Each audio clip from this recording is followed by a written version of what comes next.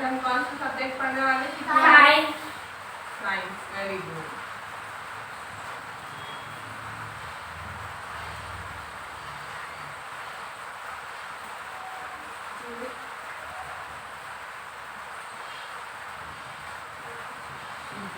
Okay, और क्या समझने वाले हैं हम? मतलब स्वस्थ और रोग है।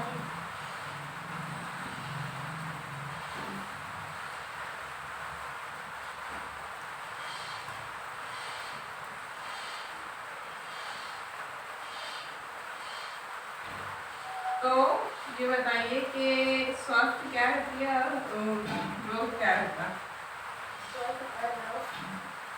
तंदुरुस्त और बीमारी, रोग बीमारी, बीमारी, डेंगू, मलेरिया, ये क्या है? बीमारियाँ। अच्छा, संक्रामक बीमारियाँ जो एक से दूसरे तक की कौन कौन सी है बीमारी? कोरोना और मलेरिया, पीलिया।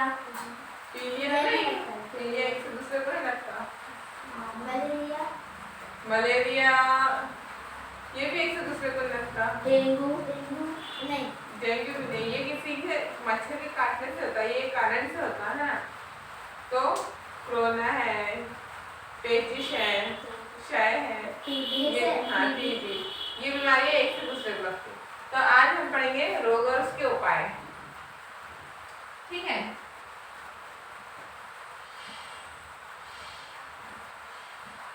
रोग और उसके उपाय।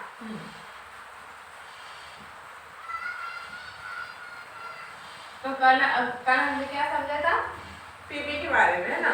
उसके क्या लक्षण रहते हैं, उसके उपाय क्या रहते हैं, इसके क्या योजना हम कर सकते हैं। अब हम देखेंगे कि संक्रामक रोग में हमने वर्गीकरण करा था ना।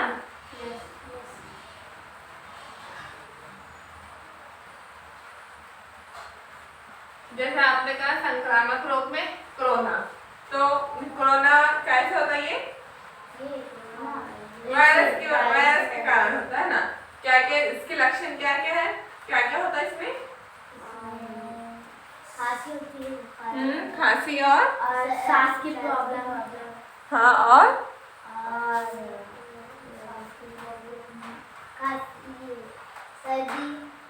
सर्दी, खांसी, सांस की प्रॉब्लम, फीवर, बहुत ज्यादा तेज बुखार है तो होना, ये सब कोरोना के लक्षण है। और इसके उपाय क्या है? गर्म पानी पीना, किसी से कांटेक्ट में नहीं आना और मास्क पहनना, बाहर निकल रहे सैनिटाइज होना। तो ठीक है, जैसे हमने अभी कोरोना का आपने देखा, वेरी गुड, बहुत अच्छी से आपके समझ में कि संक्रामक बीमारी कौन सी है। अब हम पढ़ेंगे आज असंक्रामक बीमारियां।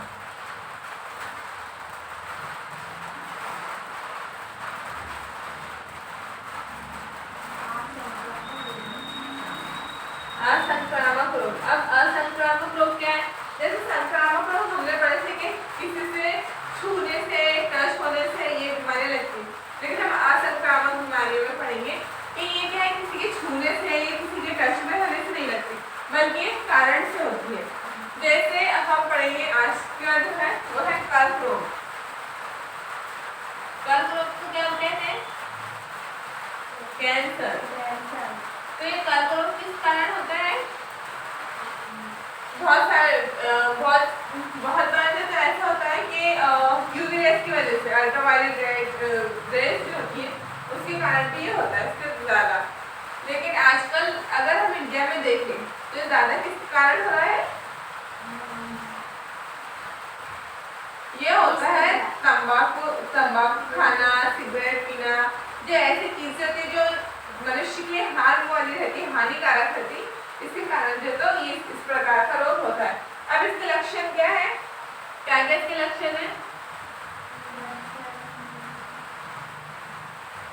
क्योंकि जो तंबाकू टोबैको का जो उपयोग करता है उसको क्या होता है, किसी को छाल आता है, किसी को कुछ होता है, तो ये एक लक्षण है कि अगर वो छाला दवाइयों से अच्छा नहीं हो रहा, ट्रीटमेंट लेने के बाद अच्छा नहीं हो रहा, तो फौरन से उसका ट्रीटमेंट किया जाए। इसी प्रकार लेडीज में क्या होता है कि ब्रेस्ट कैंसर एक आम चीज हो गई है, बहुत ज्यादा उसमें हो रहा है। ये किस कारण होता है?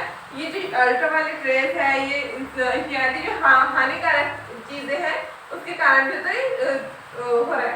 लेकिन इसमें और आता है ब्लड कैंसर वगैरह। तो ये जो है जो कर्करोग के अलग अलग टाइप्स है, लेकिन इनके लक्षण क्या है कि खांसी होना, देर तक खांसी रहना, अच्छी नहीं होना, फिर ये कि कोई ऐसे छाला वगैरह है उसका ट्रीटमेंट करवा रहे लेकिन फिर भी अच्छा नहीं हो रहा, रिकवर नहीं हो रहा, तो ये भी उसका एक लक्षण है। फिर ये कि अगर वजन तेजी से कम हो रहा है ना, तो ये भी इसका एक सिम्टम है इसका। तो ये इसके एक आम जो है सिम्टम्स है। अगर ये हमारा अच्छा नहीं हो रहा तो हमें फौरन से जाकर के ट्रीटमेंट करवाना चाहिए और वो ट्रीटमेंट पूरा होना चाहिए। लेकिन ये क्या है, ये एक से दूसरे को नहीं फैलती, ये कारण से होती है, किसी के कारण होती है, ठीक है। इसी प्रकार और कौन सी बीमारियां आएंगी असंक्रामक में? टाइफाइड किस कारण होता है?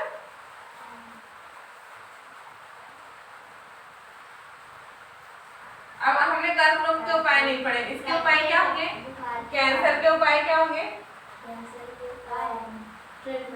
हानिकारक चीजों से बचे रहना, जो टोबैको खाता है उसको जो उससे मना करना है कि आप ये चीजें ना उपयोग करें।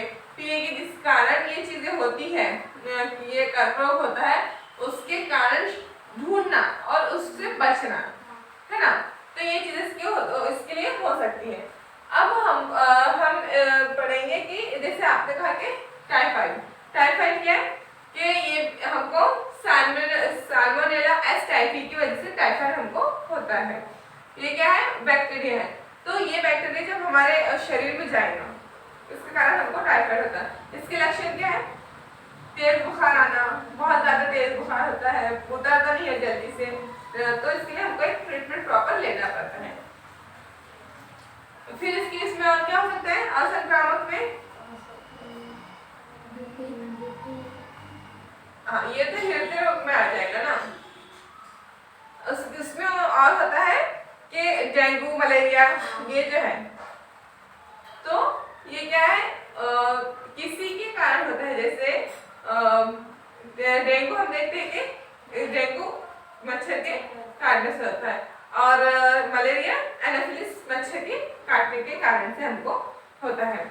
लेकिन कुछ बीमारियां ऐसी हैं जो एक से दूसरे को फैलती है, जिसमें कि आपने प्रॉब्लम बताया, इसमें हमको पेचिश, हैजा इत्यादि जो ऐसी बीमारियां हैं वो संक्रामक रोग में आती है। लेकिन असंक्रामक रोग में कर्करोग है और इत्यादि जो रोग है वो होता है। इसी प्रकार जिस तरह मनुष्य में ये रोग होते हैं, इसी प्रकार जीवाणु के कारण भी कुछ रोग होते हैं, प्राणियों के कारण भी कुछ रोग होते हैं। जैसे रेबीज का नाम सुना है आपने? रेबीज ये एक बीमारी है जो कि हम क्या समझते हैं कि सिर्फ कुत्ते के काटने से ही हमको ये बीमारी होती है। ऐसे कुत्ता काटता है जब, तो वो जो अगर वो कुत्ता उस बीमारी से क्या बोलेंगे वो उसके अंदर होगी, तो अगर उसने इंसान को काटा तो इंसान को भी वो बीमारी हो जाएगी। तो सिर्फ कुत्ते के काटने से ही रेबीज नहीं होता, बल्कि चाहे वो बिल्ली है या इत्यादि कोई भी जानवर, अगर वो रेबीज से अफेक्टेड है और उसने हमको काट लिया तो वो जो रेबीज डिजीज है वो हमारे अंदर डेवलप हो जाएगी। अब इसके लक्षण क्या है? इसके लक्षण क्या है कि पानी से डरना। ये जो मनुष्य जिसको जो रेबीज से अफेक्टेड होगा वो पानी से बहुत ज्यादा डरता है, पानी का कम पीना, पानी से डरना या घबरा जाना, ठीक है। तो ये इसमें होंगी। अब इसका उपाय क्या है ना? इसका उपाय ये है कि जो अगर कोई रेबीज अफेक्टेड कुत्ते ने या कोई और प्राणी ने काट लिया है तो हमको फौरन से डॉक्टर के पास जाना चाहिए, ट्रीटमेंट करवाना चाहिए, और जो गवर्नमेंट हॉस्पिटल में गवर्नमेंट ने जो फैसिलिटीज जो सुविधा हमको दी है उस सुविधा का भरपूर लाभ लेना चाहिए, और वो इंजेक्शन जो है वो लगाना चाहिए और टीका वगैरह भी लगाना चाहिए।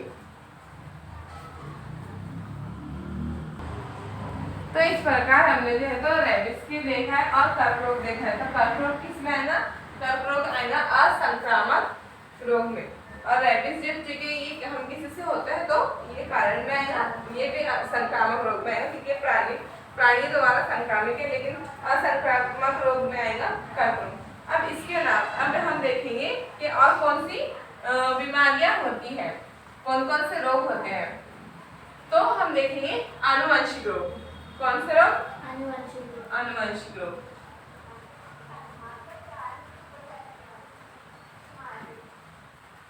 आनुवंशिक रोग मीन्स कि ऐसे डिजीज जो एक से दूसरे को अगर हमारे पूर्वजों में होंगे तो वो उसके नई पीढ़ी में भी आएंगी। ऐसे कौन कौन से डिजीज है जो हमारे से पहले जो दादा को थी तो उनके पोते को आएंगी, या बेटे को आएंगी, या नानी को थी तो उनकी बेटी को आएंगी। ऐसे कौन कौन से डिजीज है ऐसी जो पीढ़ी से पीढ़ी में आती? नहीं, उसमें आते हैं मधुमेह। मधुमेह मीन्स डायबिटीज। कौन सी? डायबिटीज।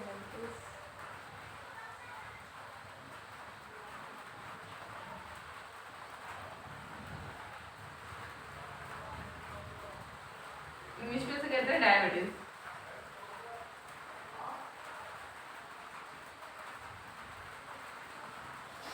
तो ये जो डायबिटीज डिजीज है इसके लक्षण क्या है? इसको हम आम भाषा में, साधारण भाषा में शुगर या शर्करा भी कहते हैं। तो ये जो शुगर है इसमें क्या है, इसके लक्षण क्या क्या है कि किसी को अगर शुगर हो गई, सबसे पहले हम देखेंगे इसका कारण क्या है। इसका कारण क्या होता है? कारण होता है इसका इंसुलिन। इंसुलिन की कमी या अधिक मात्रा में इंसुलिन का कम होना या अधिक मात्रा में बढ़ जाना, इसके कारण जो तो शर्करा यानी कि शुगर डिजीज होती है। फिर इसके लक्षण क्या है? ज्यादा भूख लगना, चक्कर आना, या हाथ पैर में जो कपकपी होती है वो कपकपी होना। तो इस लक्षण से पता चलता है कि पर्सन को जो शुगर हुई है उसे जाकर के टेस्ट करवाना चाहिए, या शुगर बहुत ज्यादा लेवल जो साधारण हमारी शुगर लेवल तो इससे कहीं अधिक है तो उसकी मात्रा बढ़ जाना, इस प्रकार से तो शुगर के लक्षण होंगे। अब इसका उपाय क्या है? शुगर का हाँ, उपाय बोलिए। मीठी चीज कम खाना। हाँ, ज्यादा से ज्यादा मीठी चीज कम खाना। बस उसका शुगर का परहेज करना चाहिए, उससे रुकना चाहिए, या फिर सिर्फ उतने खाने चाहिए जितने हमको लेवल की जरूरत है ना। और उसके अलावा ज्यादा मीठी चीज नहीं खाना। ट्रीटमेंट करवाना, उसकी जो आती है टैबलेट्स है, इंजेक्शन है, अगर किसको इंजेक्शन लगता है तो वो इंजेक्शन, फीकी चाय पीना। तो इंसुलिन का जो है प्रॉपर ट्रीटमेंट लेना चाहिए। उसके अलावा ये जो डिजीज है ये ऐसे रहती है कि हार्मफुल नहीं है, लेकिन ये रेगुलर हमारी बॉडी में रहेगा। कैसे रहती है डिजीज कि हार्मफुल हो भी जाती है जब ये अधिक मात्रा में बढ़ती है, लेकिन वो हमारे शरीर में रहने वाली डिजीज है। इसकी कोई मतलब प्रॉपर हम क्या बोल सकते हैं कि ट्रीटमेंट नहीं कि खत्म हो जाए, वो शुरू रहेंगे, हमको उसका कंटिन्यू करते जाना पड़ेगा ट्रीटमेंट। फिर उसके लिए हमको क्या करना चाहिए कि एक तो ट्रीटमेंट ले, खाने में जो है तो परहेज करें, टाइम टेबल के अनुसार ही खाना खाए, क्योंकि मधुमेह वाले पेशेंट को बहुत ज्यादा भूख लगती है। फिर ये उसमें लेकिन इसकी जो साइड इफेक्ट्स है, इसके इफेक्ट्स क्या है कि अगर इसको मधुमेह वाले अफेक्टेड पर्सन को जख्म लग जाए तो जख्म जल्दी से अच्छा नहीं होता। तो इन चीजों से उसको बचते रहना चाहिए। तो किसके कारण होती है वो? इंसुलिन की अधिक मात्रा में कमी या ज्यादती के कारण। अच्छा, अब हम तीसरा पढ़ेंगे। अब हम न्यू पढ़ेंगे कि हृदय विकार means heart diseases.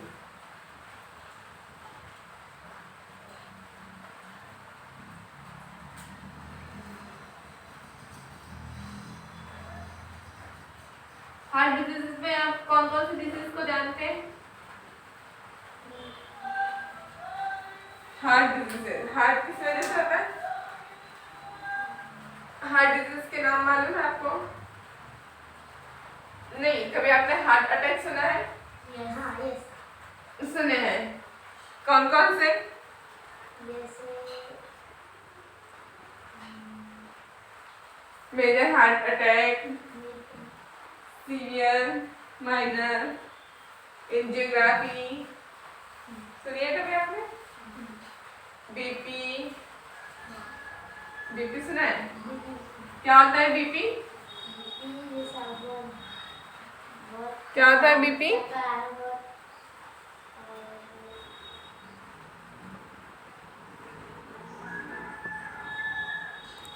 BP low और हाई होता है ना? बीपी का मतलब क्या होता है?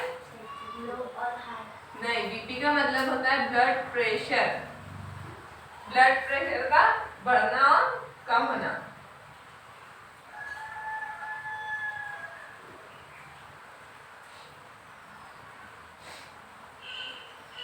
बीपी का बढ़ना और कम होना, ठीक है? तो ये हो जाएगा बीपी। अब क्या होता है कि हमारा जो हृदय है वो मनुष्य के लिए ये क्या है?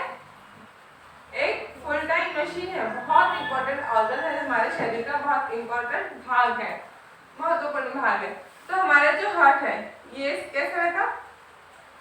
कैसा रहता हमारा? ऐसा वाला रहता क्या? नहीं, हमारा हार्ट जो है तो वन साइडेड, थोड़ा सा झुका हुआ होता है, इस प्रकार, ऐसा। और हार्ट जो है तो ये ऐसा ऐसा नहीं होता, लेकिन ऐसे इसमें 4 वॉल्व होते हैं, 1 2 3 4 वॉल्व होते हैं। एक तरफ से हमारा साफ ब्लड हमारे ब्लड हार्ट के अंदर इंटर होता है, और एक तरफ से हमारा डीऑक्सीजनेटेड ब्लड हार्ट से बाहर निकलता है। तो हमारे हार्ट का इंपॉर्टेंट फंक्शन है हमारे पूरे शरीर को रक्त पहुंचाना।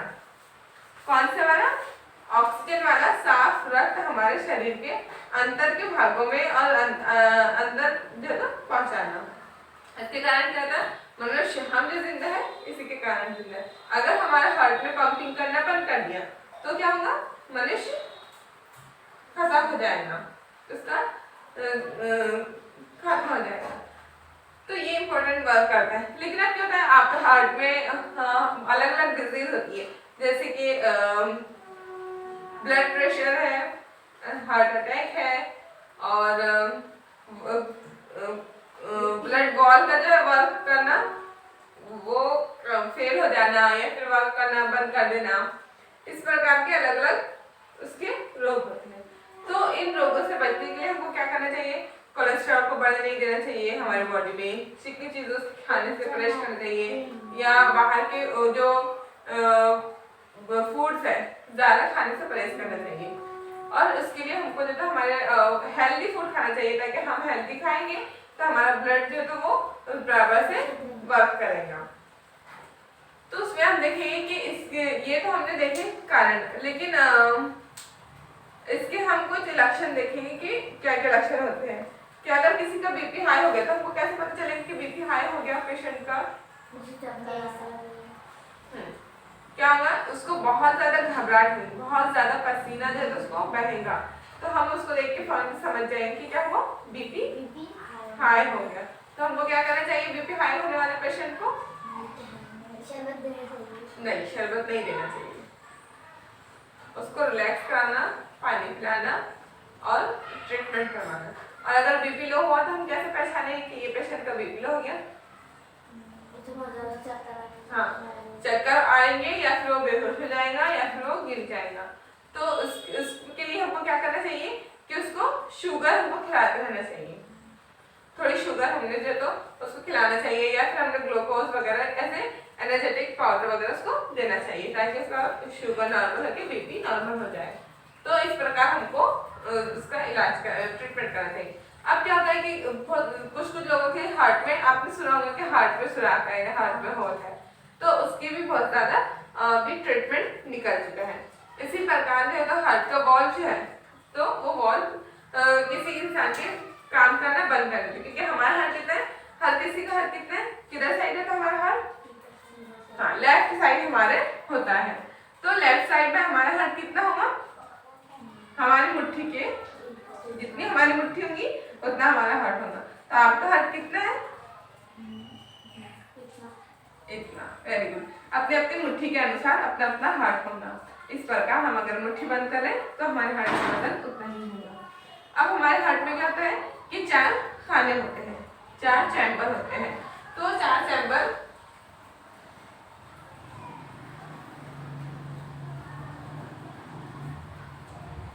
हमारे हार्ट में 4 चैम्बर होते हैं।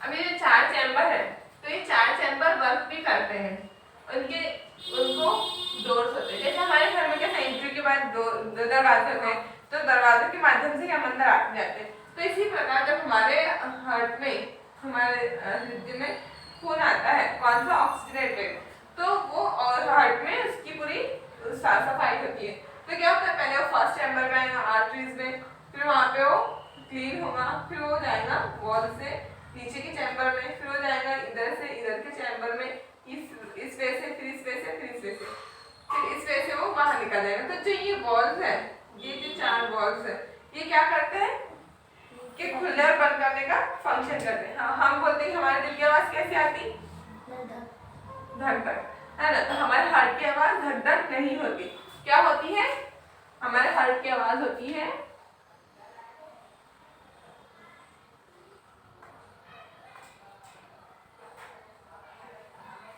लब डब, क्योंकि हमारे जो वॉल्स है वो खुलने और बंद होने का काम करते हैं। बंद, खुलना, बंद होना, खुलना, बंद होना। तो इनके खुलने और बंद होने से कौन सी आवाज आती है, लब डब, लब डब। लेकिन हम क्या बोलते हैं, धक धक, धक धक, धक धक। हम क्या बोलते हैं, कहीं से बाहर के, तो हमारा दिल धक धक कर रहा है। हमारा दिल धक धक नहीं करता बल्कि लब डब करता है, क्योंकि हमारे वॉल्स जो है वो स्पीड से खुलना बंद होना शुरू हो जाते हैं। तो इस प्रकार खुलने और बंद होने की इस जो आवाज का है वो लब डब कहते हैं, इंग्लिश साइंस वैज्ञानिक। अब जो हमारे है, तो क्या होता है कि कभी कभी कोई वॉल्व काम करना बंद कर देता है ना। तो इसको किस तरह से सही किया जाता है, इसमें बहुत सारे फंक्शंस, बहुत सारे वैज्ञानिक ने उसका ट्रीटमेंट जो उसके उपाय सोचे हैं, लेकिन एंजियोप्लास्टी की सर्जरी के थ्रू हम जो है वॉल्व्स को सुधार सकते हैं। तो ये है कि वॉल्व के काम करने का।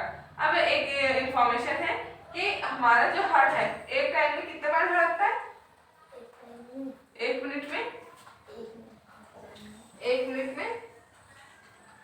72 टाइम्स, 72 बार, 1 मिनट में 72 बार। और इसकी स्पीड कभी कभी जब हम ज्यादा भाग के आते हैं या फास्ट काम करते हैं या कुछ भी, तो हाँ, तो इसकी स्पीड बढ़ जाती है। तो हमारा हार्ट कभी कभी फास्ट वर्क भी करता है। और अगर हमारे हार्ट का वर्क करना बंद हो जाए तो क्या होगा, हम मर जाएंगे। Very good. तो इस प्रकार आज हमने क्या क्या सीखा, हमने संक्रामक रोग देखे, और संक्रामक रोग में कौन सा देखे हमने, नहीं, संक्रामक रोग में क्या क्या देखे हमने, ये जो रोग एक से दूसरे को लगते हैं वो कौन से रोग है, संक्रामक रोग, है ना। प्राणी के द्वारा कौन सा रोग होता है, प्राणी के द्वारा कौन सा रोग होता है, रेबीज किस कारण होता है, रेबीज प्राणी के कारण होता है रेबीज। फिर हमने असंक्रामक रोग देखे, उसमें क्या देखे हमने, कर्क रोग यानी कि कैंसर, से हमने उसके लक्षण देखे, उसके उपाय देखे। उसी प्रकार हमने आनुवंशिक रोग देखे, मतलब कौन सा, मधुमेह देखे, डायबिटीज किस कारण होती है, इसके उपाय क्या है, उसके लिए हम क्या करना चाहिए, उसके लक्षण क्या है। हमने उसके बाद क्या देखे, हृदय विकार यानी कि हार्ट रोग कि कौन कौन से उसमें डिजीज होती है, हमारा हार्ट कितना है। तो अब मुझे बताइए कि हमारा हार्ट कितना होता है, हमारी मुट्ठी कितना, कहाँ पे है हमारा, हमारे शरीर में कहाँ पे होता है हमारा, लेफ्ट साइड जो तो वो होता है। इसी प्रकार 1 मिनट में कितने बार धड़कता है हमारा हार्ट, 72 टाइम्स, 1 मिनट से 72 टाइम्स। और आवाज कौन सी आती है, लब डब, लब डब। और किसके कारण आती है,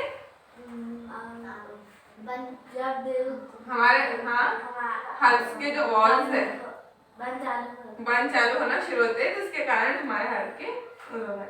अच्छा, अब आपको एक होमवर्क है कि आपको घर से जो है तो हार्ट रोग के जितने भी रोग हैं वो सब सर्च करके आना है और उनकी कल इन्फॉर्मेशन देना है कि ये डिजीज किस कारण होता है, उसके उपाय क्या है, उसका इलाज क्या है।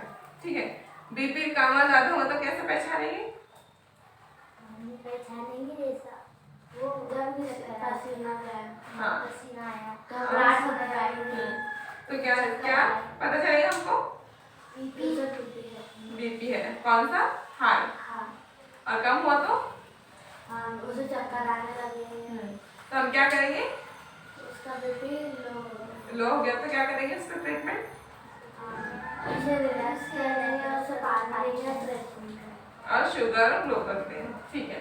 तो इस प्रकार हमने आज क्या पढ़ा है? असंक्रामक रोग, असंक्रामक रोग और हृदय विकार। इस प्रकार हमने आज ये पढ़ा है। आपको जो होमवर्क देगा वो आपको कंप्लीट करके लेके आना है। ओके, थैंक यू, धन्यवाद।